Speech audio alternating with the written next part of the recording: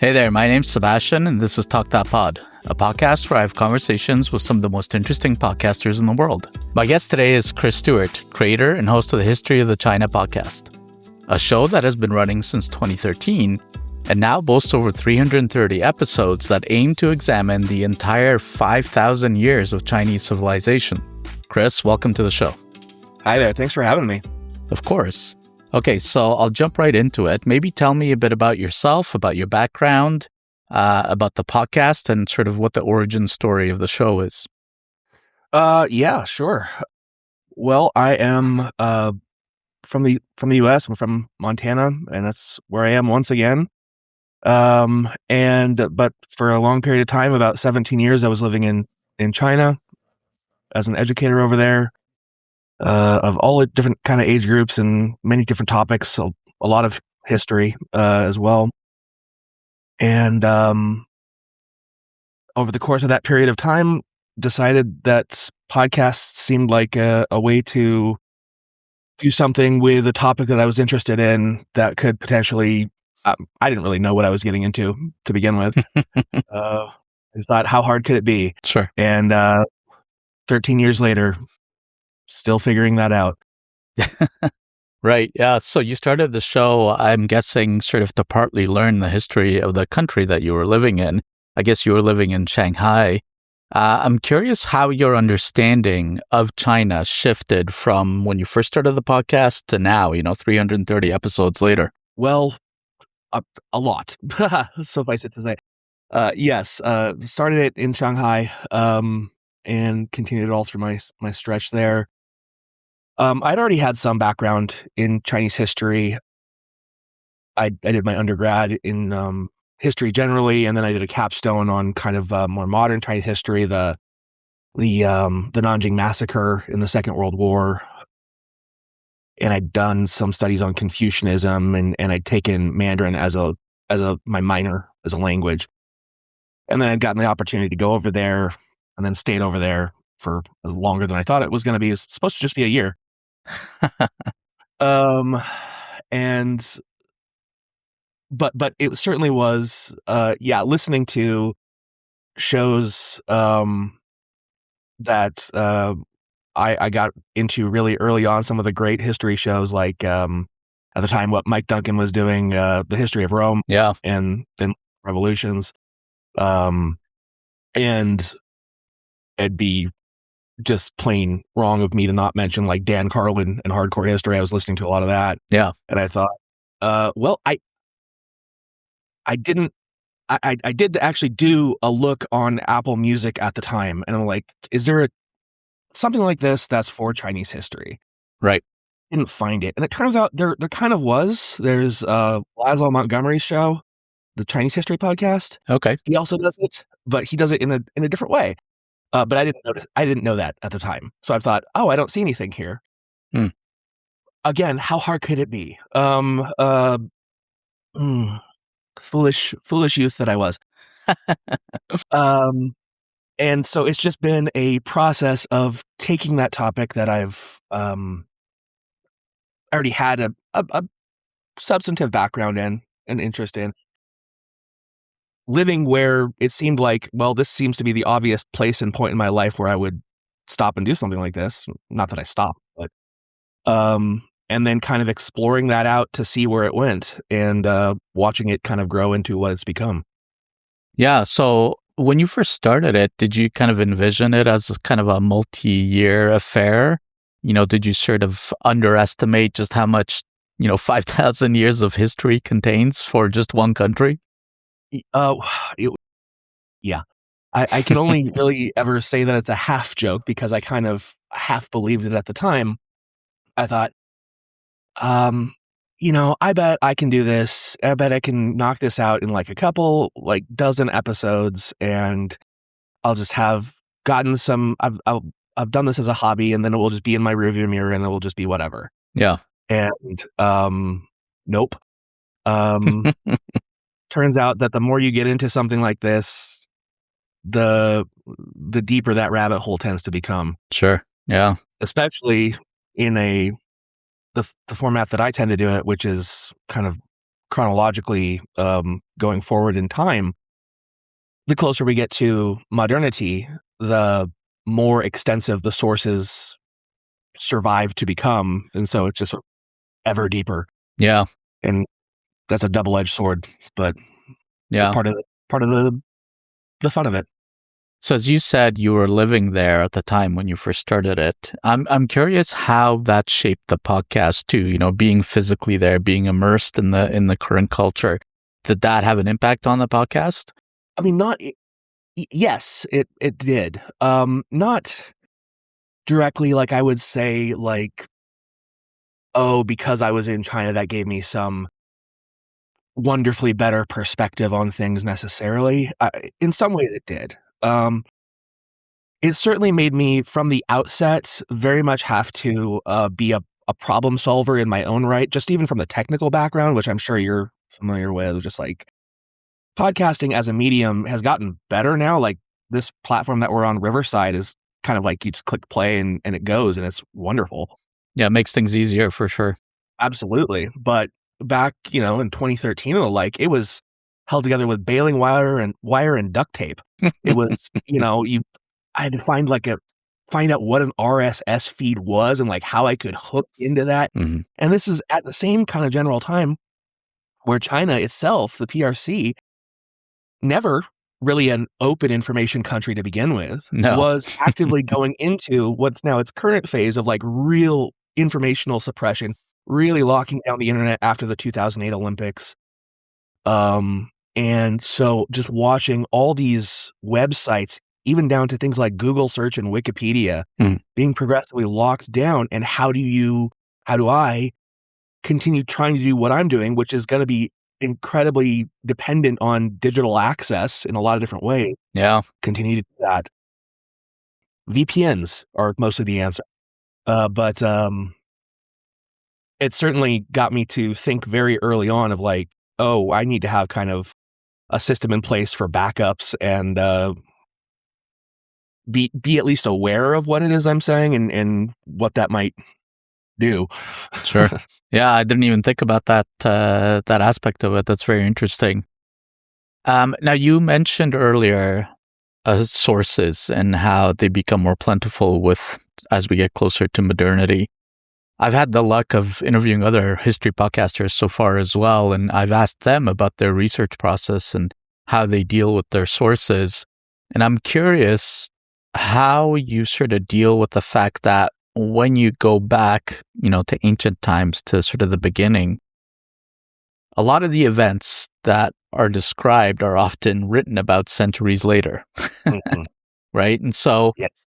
I'm always curious how historians and people that run history podcasts, how do they decide, which sources to trust and sort of when to question them? What's that process like for you?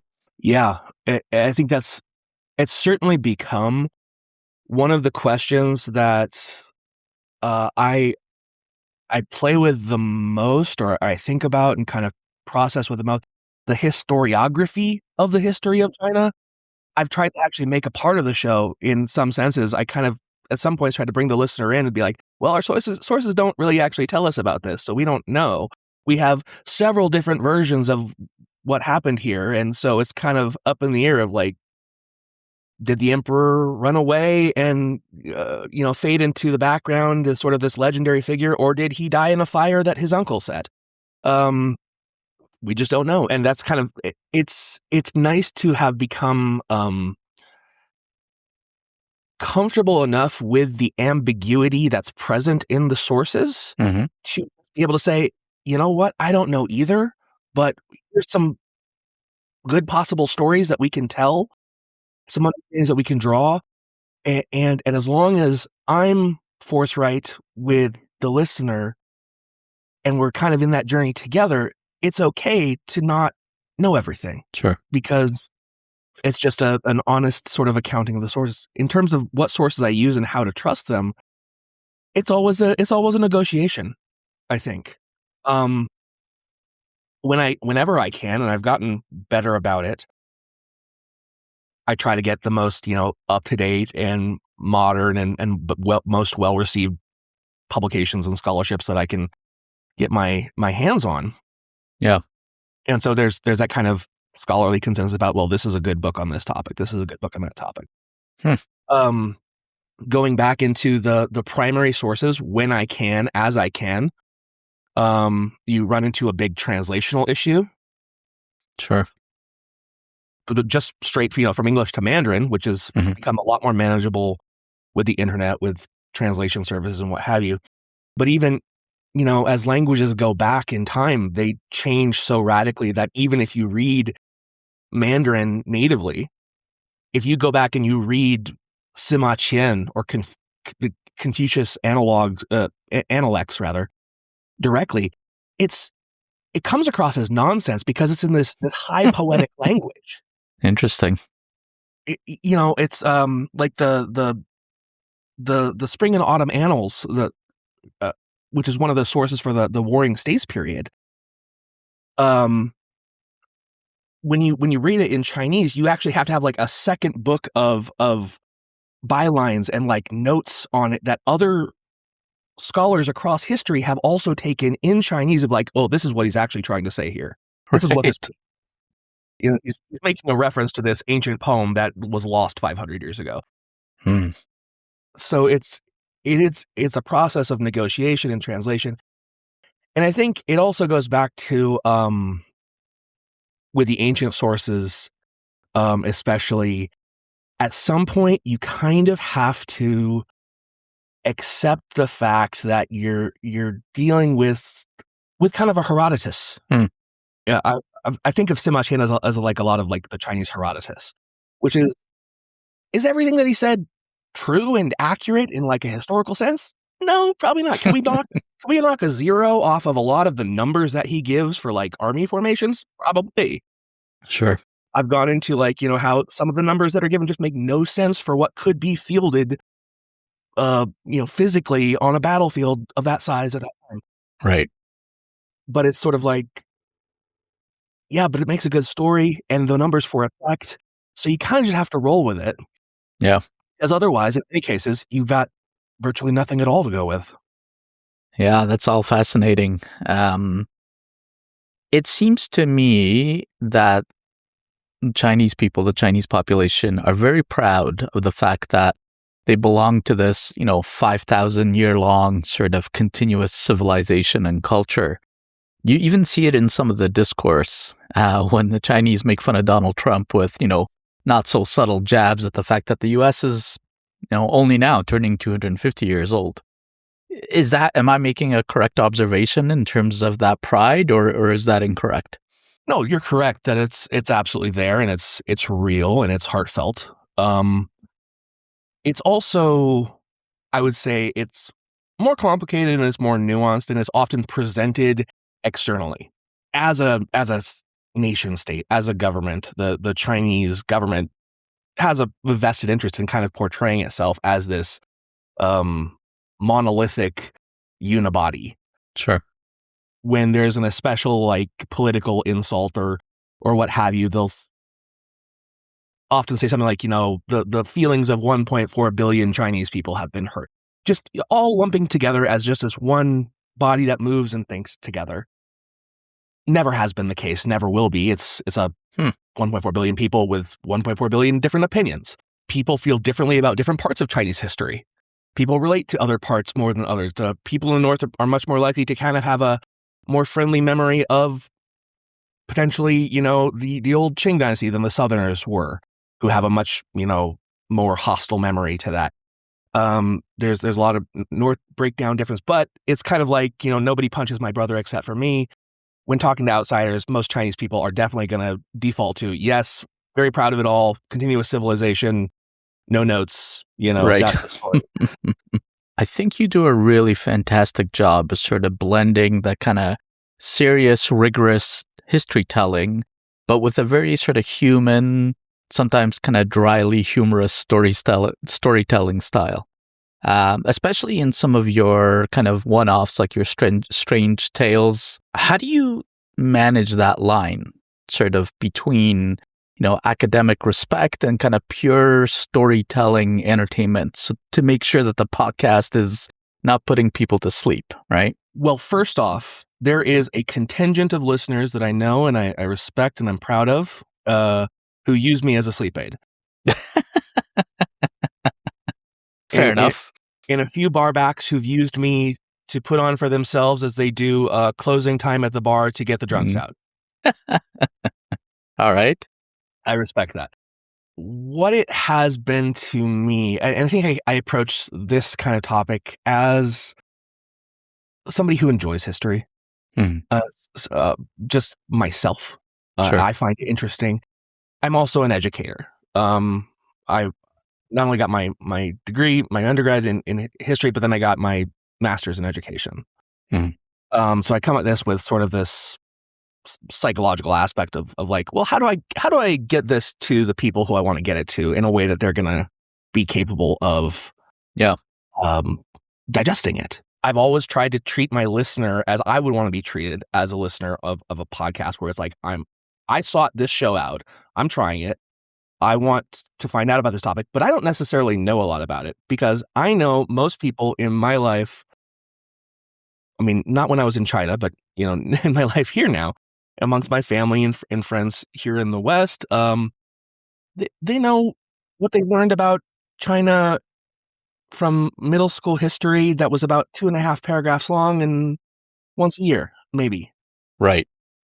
There's not a whole lot there for them. So I'm going to treat you as intelligent, as engaged, as curious, as able to follow the plot, basically, as long as I can break it down into manageable, comprehensible chunks. And I think that especially with histories that are outside of the norm for what we experience culturally day to day, something like Chinese history is way out there. It's a topic that's feels very alien and very unapproachable in a lot of ways, linguistically, culturally, time-wise, all that stuff. And so if I'm going to get anybody interested in this, if I'm going to maintain interest in this myself for the long run, as it's become, I have to be able to think of these people as three-dimensional humans that I can comprehend and understand and kind of, I can try to at least wrap my headspace around. Yeah.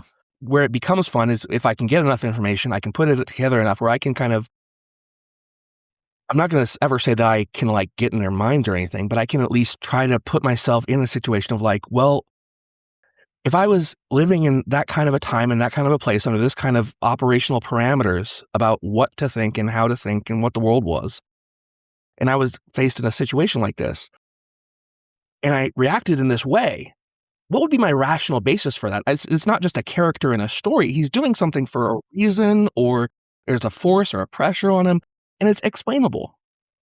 And I think if we get away from just the character of the person, he was crazy, he was a mad king, and you get out into the larger questions of that, then it stops being something that's so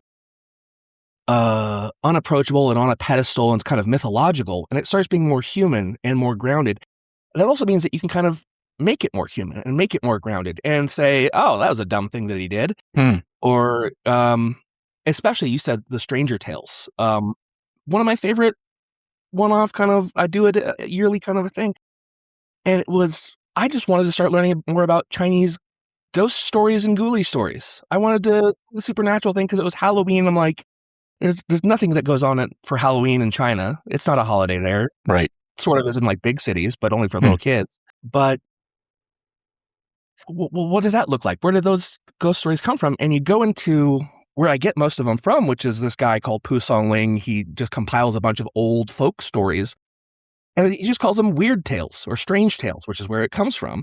And they really are. They're not like it's not like scary stories to tell in the dark. It's not all terrifying. Most of them are just kind of weird and like, oh, that's a weird thing that happened. Or like, I saw a guy and he looked funny. Or a woman, made an adult toy out of something strange today. It was, what? What did I just read? And that sort of just the commonness of the experience of it allows itself. It doesn't take itself that seriously. It's just like, oh, here's this weird story that I heard.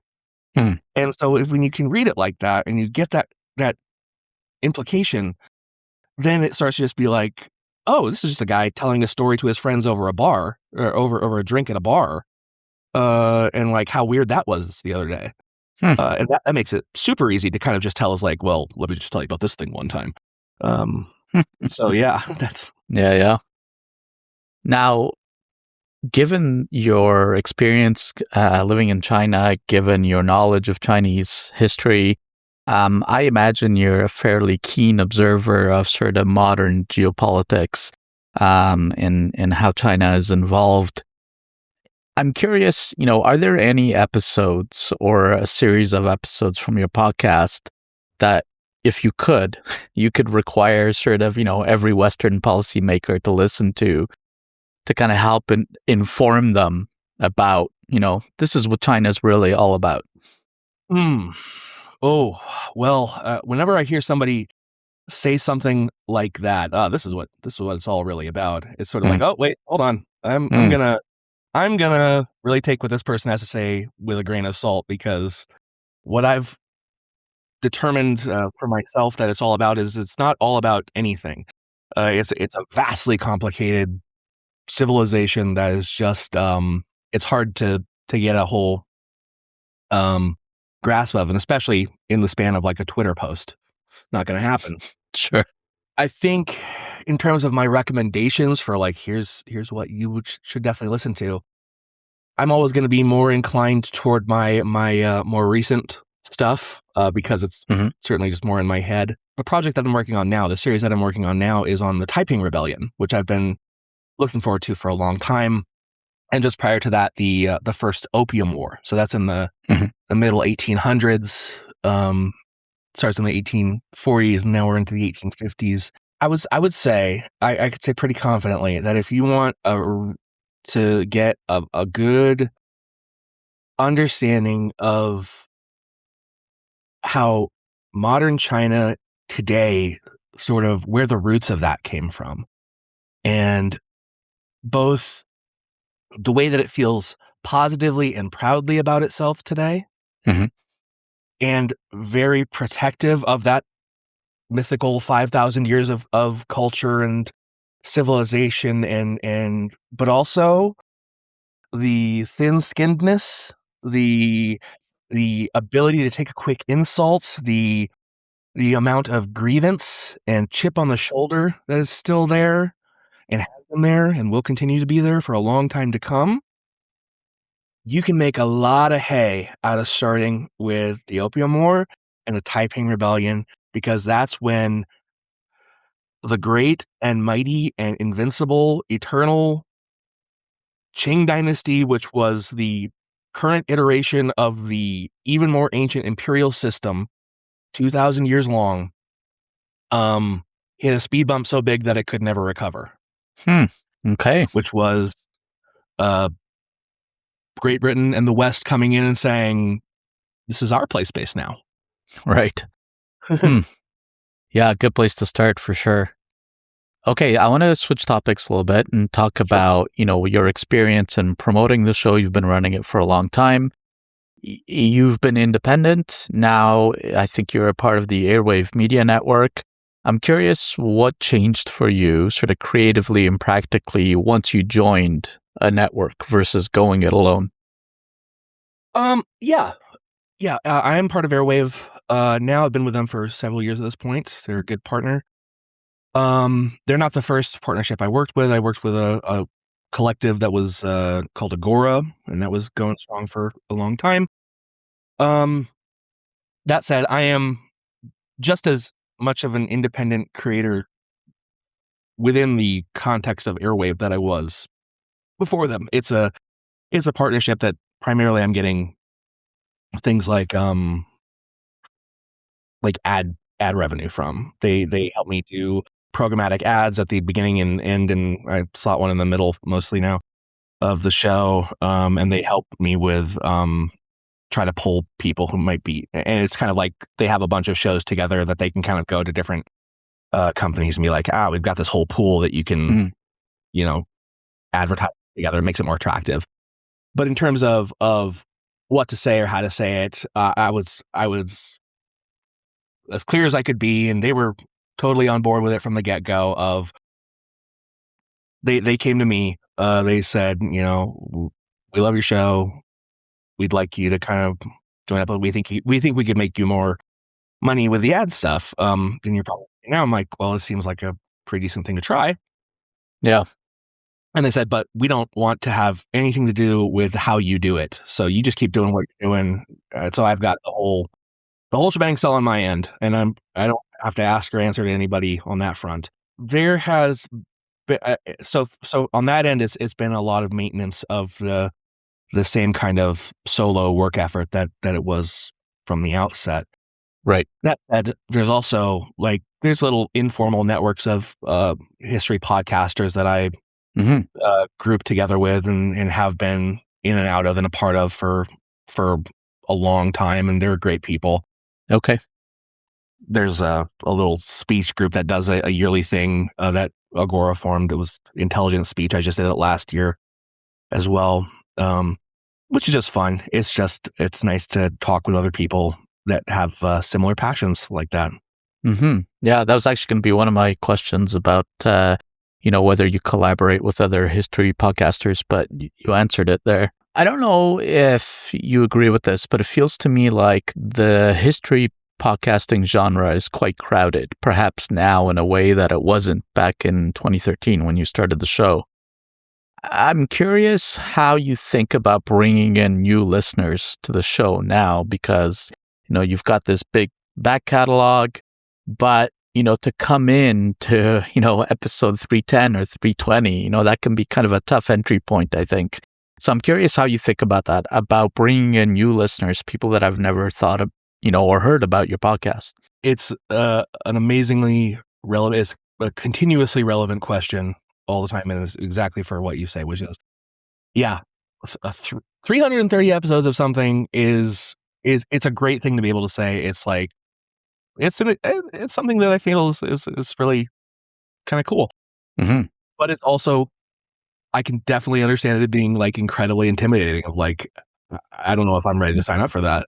Right. Yeah. What I've tried to, how I've tried to address it within the context of the show itself. I tried to do this fairly early on, and then kind of just kept with it, was segmenting it into the respective dynasty or period that I've tried to basically have the beginning of any of those function as a bit of an on-ramp for, it's like, hey, if you just want to learn about the Mongol Yuan dynasty, you can start there. Right. And you're going to maybe play a little catch up, but it's not going to be like I'm dropping things on you from 100 episodes prior just out of the blue. And I continually, and I think this goes back to just me being, a high school history teacher in general I was doing U.S. history for the most part, up to the AP level in high school. But these were kids in Shanghai going to an American school, but they weren't American kids by and large. They were Korean, Japanese, Taiwanese, Eastern European, South Asian. You notice I didn't say one. Yep. Mainland Chinese. They can't go to international schools in China. You have to have a foreign passport for that. You can't Taiwan. It was at the school with the U.S. curriculum, which means that you've got to have a basis in U.S. history. But I can't approach that topic for a 9th grader or a 10th grader or an 11th grader fresh off the plane from Tokyo. Sure. As I could with somebody from, LA or Washington or who has that sort of lifelong basis. I have to be able to be like, okay, well, here's what we're talking about. Here's kind of why it's important. Here's how we can get you to play catch up to where, when we talk about the War of 1812, that's going to make sense to you and not just be a random number on a whiteboard. Yeah. And so in education, that's called scaffolding. building up kind of a ladder of understanding, meeting the listener or the student where they begin rather than where I want them to end up, expecting them to come up to my level. We're gonna move up the ladder together, which is why I tend to sort of speak. I try not to be circular in the way that I speak, but I'll tend to throw out several examples of something kind of in sequence, or kind of look at the same topic from a few different angles in succession, to be like, well, if you think of it this way, it's like this. If you think of it that way, it's like that. Metaphor, comparison, it helps open up the possibility, I think, of getting an entry point into understanding of a topic that could otherwise be really intimidating and off-putting. That's kind of more or less my answer. It's a known issue. I know that I could probably have a much wider audience if I wasn't talking about such a niche topic for so long. Yeah. But both in terms of episode length, I've tried to keep it mostly at like the half-hour to three-quarter-hour format, so that you just don't get lost in the weeds in an episode. I've tried to really focus down on the number of like names of people that I use, because I've taken the notes from listeners. That's really hard for people, and I totally get that. Chinese names are really hard for Westerners for a lot of different reasons. So it's like, I know I can only put in so many people in an episode, and what Chinese history loves to do is just throw about 1 billion names at you and be like, this guy's going to come up once, but here's his name. Right. I can't do that. So it's a process of paring that down. It certainly seems like your background as an educator has influenced and really helped shape the podcast. And I think that's probably part of the reason why you've had success with it, is you're keenly aware of all of this. You're aware that, you have to sort of, as you said, trim things to tell a good story, but again, to bring in new listeners as well. Yeah. As any podcaster, you probably pay attention to your analytics, to your downloads. I'm curious, have there been specific episodes or specific series where you noticed like a significant jump in audience growth? The biggest one was actually right at the very beginning, and it was the most random thing. I think I put up 3 or 4 episodes all at once, just kind of getting my show off the ground of like, bada boom. And it was crap. You can't find those episodes anymore. Those are not online. I redid those from the ground up after I realized that I didn't do a very good job. But I just so happened to somehow luck into getting into, on the Apple Music store, but the podcast section, the like what's hot, or like what's new and hot section. I forget exactly what it was called, but it was like up and coming podcast or whatever. And I somehow got into that just randomly. And so I went from 15 listens or something to like thousands, just right off the bat. And it's like, whoa. So that was probably the most psychologically biggest bump of like, whoa, maybe this does have the potential to have legs a little bit. Sure. Yeah. Apart from that huge jump, I would say that it's been more a process of just kind of gradual accumulation. Sure. I can say that there's been kind of a steady state growth. And then it'll kind of level off for a time period. I usually don't see that line trending down. That's a nice thing. What I don't really have, I guess, is that kind of like blockbuster breakout. Like, this is the one that everybody must listen to. But rather, it's kind of like trying to be consistently good or decent most of the time. I would like to hope that maybe this current series that I'm on, I'm particularly like buzzed about. So I'm hoping that gets people maybe more interested as well, but time will tell. Yeah. I also notice you rely on Patreon and direct listener support. I'm curious what you've learned about converting somebody that is perhaps a casual listener into someone who actually pays to support your podcast and maybe, things you've tried that don't work as well? I certainly wouldn't suggest that anybody listen to me for advice on how to monetize. I'm not good at it. Okay. It is a very... I think you'd be surprised. I think you probably do it better than a lot of other podcasters. Oh, well, then I appreciate that. What I've tried to do is not a lot. It's kind of been a less is more philosophy of I didn't start the show to have it be a money-making enterprise. I didn't start it with the goal of being super mega successful or make money or have advertisers or anything like that. It really was I was teaching English to pre-kindergartners in a school in Minhan district of southern Shanghai, slowly losing my mind because I was just saying apple, B, ball 5 days a week, on and on and on. And I was like, I'm going to go insane if I don't sort of rev my brain up a little bit somehow. Yeah. So it was a project for myself. It was just like, how do I break out my big boy words for a purpose that I can sort of get behind? And having that intrinsic drive to just continue on. It's my wife has long told me that I was born in the year of the ox. So I kind of have that mentality of just gonna grind forward. So I just try to make the best version that I can do of what I'm doing and put it out there and say, hey, here it is. It's free. But here's a link. And if you want to support my show, if you want to come on board, I'd love to have you.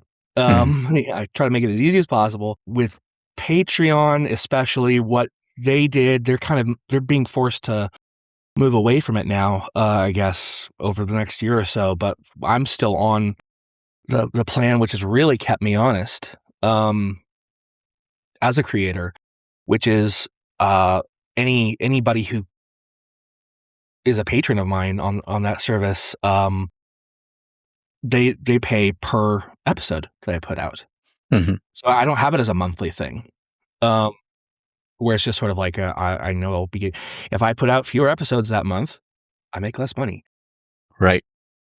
And I'm at a point where I can say I can probably do about one episode a week if I'm really firing on all cylinders. And if I'm not, it takes me longer. Sure. And I can't really push that. I can't put more throughput through that particular system that I built. So I just kind of have to rely on just there's going to be repeat buyers and people who see value in what's being made, find value in it, the same value that I do, hopefully, or getting their customers to leave the bar after closing time, whatever works for them, and are willing to contribute. And I've found, I'm willing to do that for other people. I pay other people on Patreon as well. I'm a member for other, the music that I do on tabletop, use it with tabletop audio that I put in the background and stuff like that. So it's just a really kind of nice feeling to be a part of that ecosystem of just like, it's like being a busker. Yeah. You play your guitar and you put your hat out and you feel great if somebody puts $1 in. Yeah. Yeah. It sounds like that's been a very organic process for you as opposed to this, giant kind of scheme that a lot of podcasters try when it comes to monetization. Now, when thinking about podcasts, when we think about long form audio, to me, it's a unique format because it allows you to spend, an hour, 2 hours, whatever it is on, in the example of your podcast, perhaps a single emperor's reign, something that is difficult to do in probably a classroom or even in a TV documentary. What can the podcast format do for teaching history sort of better than traditional media? And where do you think podcasting still kind of falls short in that respect? I think podcasting is where it is. I mean, it is so interesting that it's such a sort of a lo-fi kind of DIY low barrier to entry thing. You just have a microphone and an internet connection. You can basically do it, right? Yeah, that's right. All of our fancy gadgets and what hasmos aside, it really is that simple. Yeah. If you want it to be. What makes it have become the kind of cultural, social force that it is? What is that draw that people have to that medium in general, and what does that relate to in history? It's a very good question. And I think it's that history in particular comes from and remains, when it's being done well, it's storytelling. Mhm.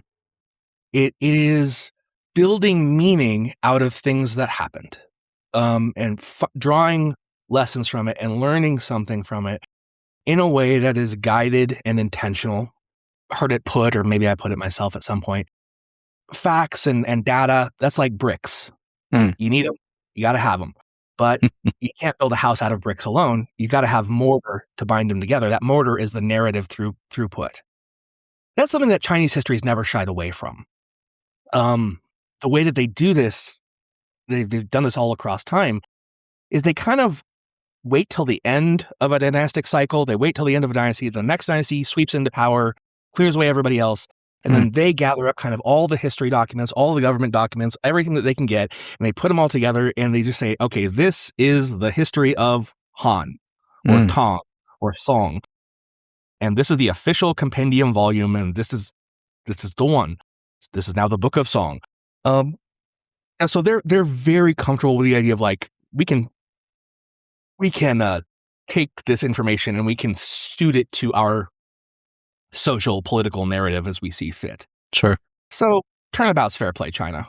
Other people can do that too. You can do it for good or for ill. It's true. There's a spin on everything, or there's at least there's a narrative input to everything. Mm-hmm. And where that, I think, translates into podcasting is that it's just right in it's right in your ears. You can do it while doing other things. You don't have to be paying focused attention with your visual cortex. You can be playing Candy Crush or mowing the lawn or whatever. Sure. You can still get that story and be swept away into that world and feel like you're in a different time and place. And it's the theater of the mind as well. Instead of being me going out of my way to try to find the perfect image of every single scene that I want to put into a YouTube slideshow per se, if I wanted to go and YouTubeize it, or if I wanted to worry too much about my look and my background here, that's a decision to make. Yeah. But I've found it at least works for me, and I think that's why podcasting works as has worked for as long as it has, is just being as simple an audio format as it often still is, even today. People like to be told stories if they're told well, and we don't need a whole lot of bells and whistles necessarily. Now, going down that path a little bit further, you said anybody can do it, right? And you're right. Anybody with a microphone, anybody with an iPhone, they can pick it up and they can create a podcast. The technical barriers to creating a podcast have fallen. But, and I've asked this of other podcasters as well, I'm curious how you think about that sort of democratization, because yes, it can bring in a lot of new voices. It can bring in people that are curious about history, but it can also bring in people that have not so great intentions, right? People that are oftentimes paid to spread disinformation, misinformation, to question certain facts about history. I'm wondering how you feel about that sort of openness and the fact that it does leave a door open to bad actors. It's a very good concern. It's a constant question and problem of the enterprise and the discipline and the ecosystem. I don't think there's a perfect answer to it. I think I'm more in favor of democratization. I'm more in favor of having that door open. Sure. because I think one of the real risks with what has often happened with the higher level history, the much more academically oriented, university level and above histories, is they become so self-selecting and so insular and so walled off Hmm. that not only is it very well protected, Mhm. very well protected institution in terms of factuality and peer review and edits and things like that. Very, very good, but very small audience. Because everybody's very protective of their work. The institutions are very protective. You have to have a subscription to every journal if you want to read their articles. That's right. Very expensive to do.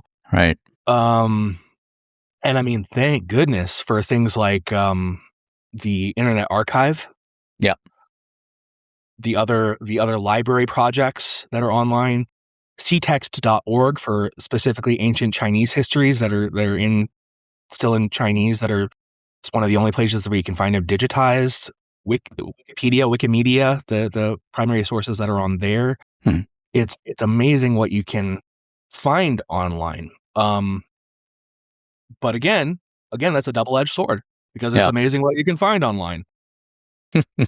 Yeah, how do you trust the source? How do you trust the interlocutor? Yeah. And I think that there is something to be said for my kind of laborious, slow, ox in the mud process of, I don't expect you to trust me for me. Yeah. In the words of LeVar Burton, but don't take my word for it. Um, I try to be as transparent and as open with the sources that I use. I try to say, and I'm quoting here, here's where it is, Yeah. and is such and such source. So I just know personally, I'm operating as professionally and as transparently as I can be, and trying to hold myself up to that light of academic rigor and say, well, I can at least approach it as best I can. But for the listener, there is always going to be that element of like, well, who do I trust? What do I trust? And it does, I think, in many respects, the best version is if it can just be a built relationship, an organically developed one of, you've listened to me for a long enough time to know that I'm that you feel like you can trust me. Yeah. That I'm not going to lead you down some garden primrose path in terms of narrative. Yeah. And so there is that interpersonal, almost kind of one-to-one relationship that develops that I think is really important. And that's something that podcasting as a medium does better than I think many other media formats do.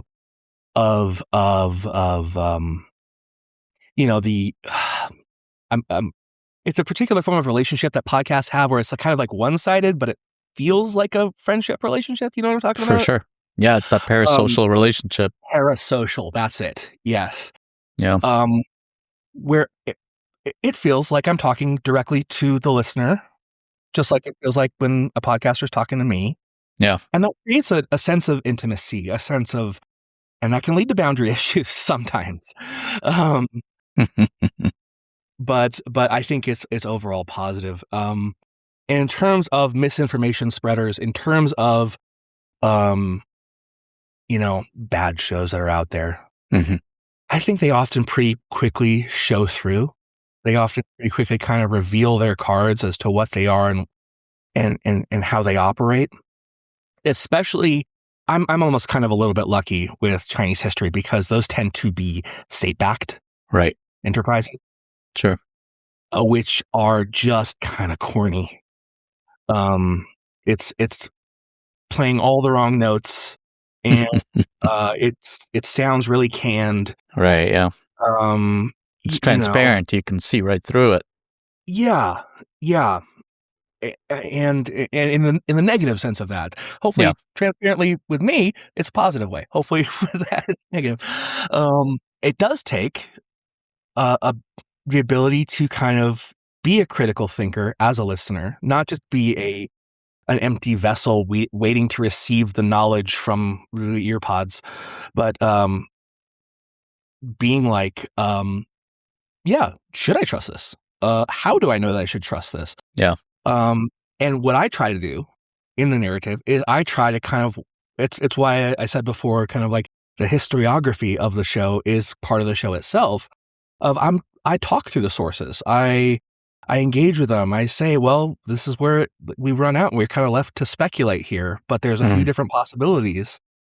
And again, if you've developed that sort of intimacy of trust with the listener, then I think there's a lot more likelihood that they're going to be comfortable enough to say, oh, well, I guess we just kind of have to be comfortable with not having a clear answer all the time. Right. Sure.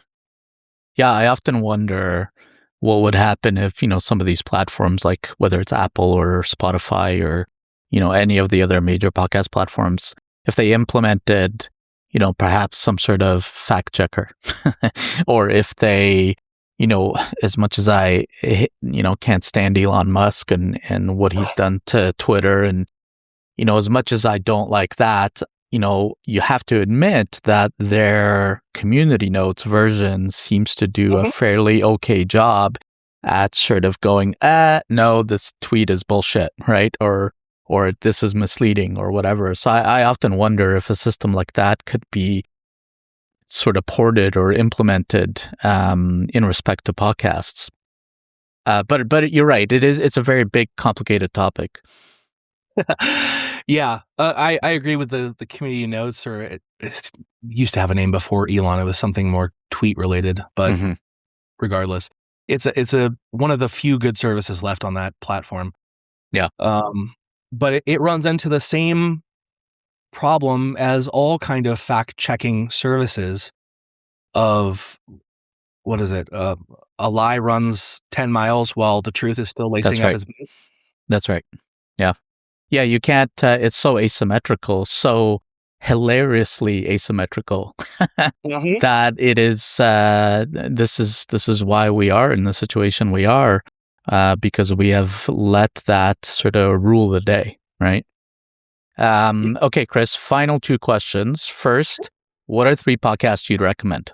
Well, I would say I've got to give a shout out to one of the oldest and best in the game, Mike Duncan. I know he's not active doing podcasts right now, but if you haven't listened to Revolutions, it's great. I especially enjoyed he swears unintentional Schadenfreude that was the final history of Mars revolution, and how evocative that was of certain things going on as he was writing it. The very just so funny, and super well done all the way through. I learned a lot. I mean, even as an American history teacher, listening through the American Revolution and the French Revolution of that, and then the Haitian and the Latin American Revolution, that was just fantastic stuff all around.